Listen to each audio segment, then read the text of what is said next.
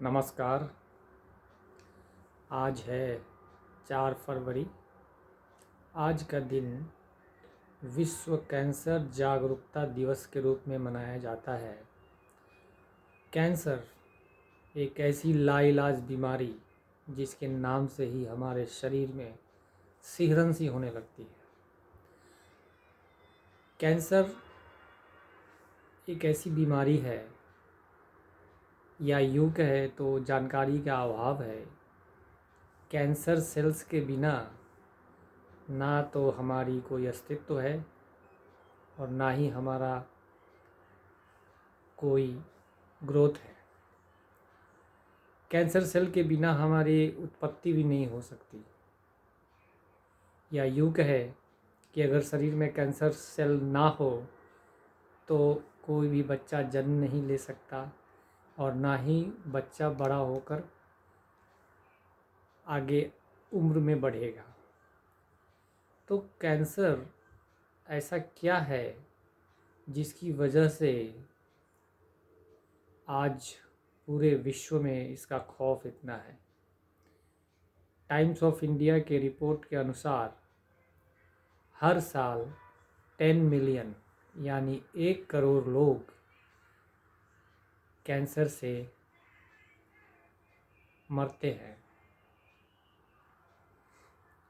आखिर ये कैंसर आने वाले दिनों में या तत्कालीन समय में सबसे उभरते हुए बीमारी के रूप में क्यों है, यह सोचना बहुत ज़रूरी है। इसके कई कारण हैं। सबसे पहला कारण है हमें अपने प्रकृति से दूर होना।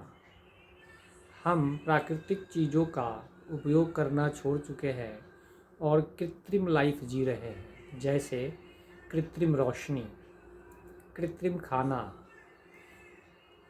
कई प्रकार के रेडिएशंस जो हर वक्त हमारे शरीर में अपना प्रभाव छोड़ते रहते हैं।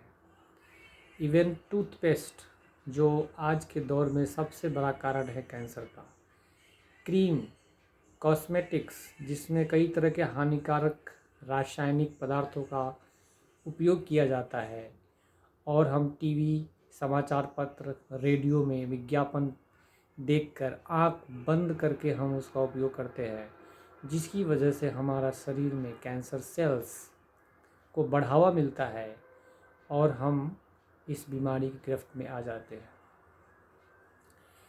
अन्न के उत्पादन में उपयोग किए जाने वाले रासायनिक खाद, कीटनाशक एवं अन्य कई प्रकार के खरपतवार नाशक दवाओं का उपयोग करने से जो अन्न में विषाक्तता पैदा हो रही है और उसको हम कंज्यूम करते हैं, तो एक तरह से देखा जाए तो चारों तरफ से, या यूँ कहें कि 10 दिशाओं से हम अपने शरीर को प्रताड़ित कर रहे हैं। प्रदूषण, प्रदूषित खाना, प्रदूषित रहन सहन, इवन आप यूँ कहें कि पहनावा तक प्रदूषित हो गया है। कपड़े भी आजकल सिंथेटिक आ गए हैं। तो हमारे शरीर की भी एक सीमा है किसी भी चीज़ को टॉलरेट करने की। जब हमारे शरीर में जो लड़ाकू होते हैं सेल्स, जो हमको स्वस्थ रखते हैं, हमारे शरीर को ऊर्जावान बनाए रखते हैं, वो सेल और कैंसर सेल में हमेशा युद्ध होता है, और उस युद्ध में हमारी जो रोग प्रतिरोधक क्षमता वाले सेल, जिसको टी सेल बोलते हैं, इसको कंट्रोल करते हैं।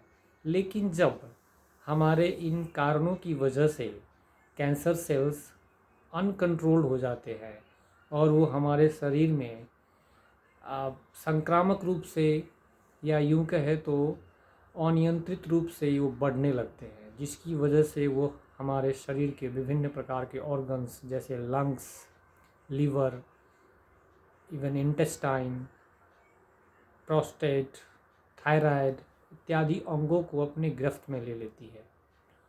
और सबसे महत्वपूर्ण बात यह है कि इसके कोई ख़ास लक्षण भी प्रारंभिक अवस्था में नहीं डिटेक्ट होते, और इसका डिटेक्शन लास्ट स्टेज, या यूँ कहे स्टेज 3 और 4 में होता है, जब तक बहुत देर हो जाती है और हम अपना कीमती जीवन ऐसे ही यूं खो देते हैं।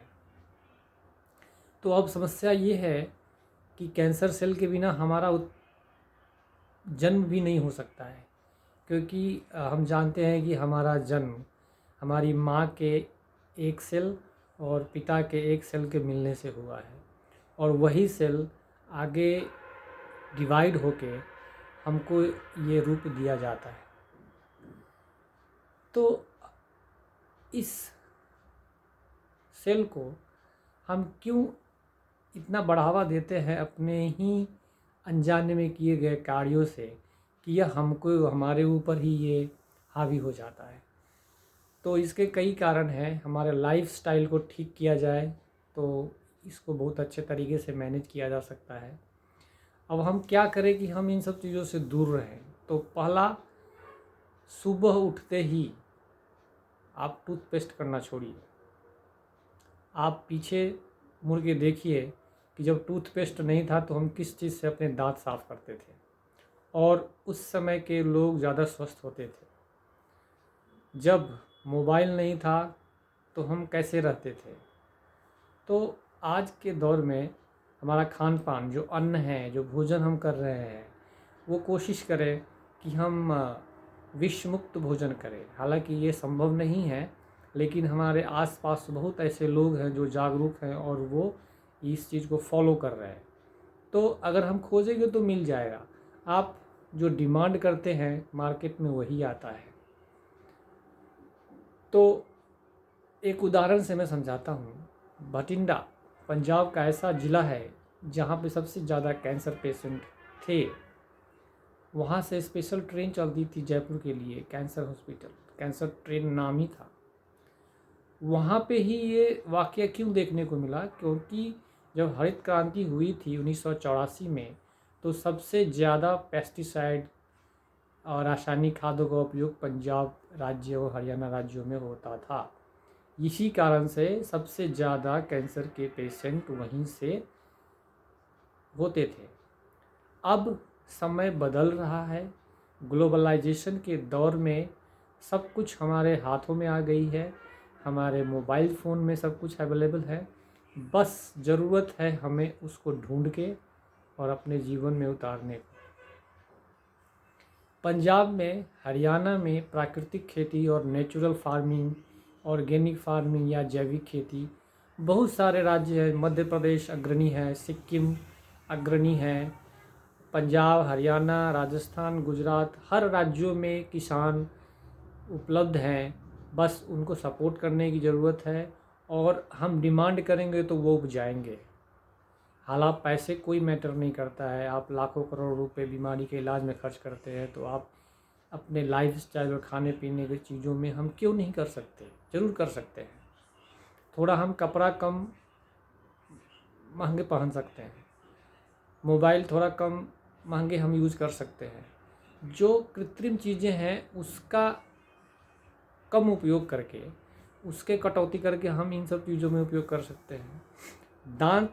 दंत मंजन के लिए सबसे बेस्ट हमारे घर में हल्दी, सरसों का तेल और नमक है। दूसरा, राख। सोचिए, हम आजकल बर्तन भी वो डिश वॉशर और बर्तन धोने के साबुन से धोते हैं, उसमें कितने केमिकल्स और कास्टिक सोडा का इस्तेमाल होता है जो जहर है।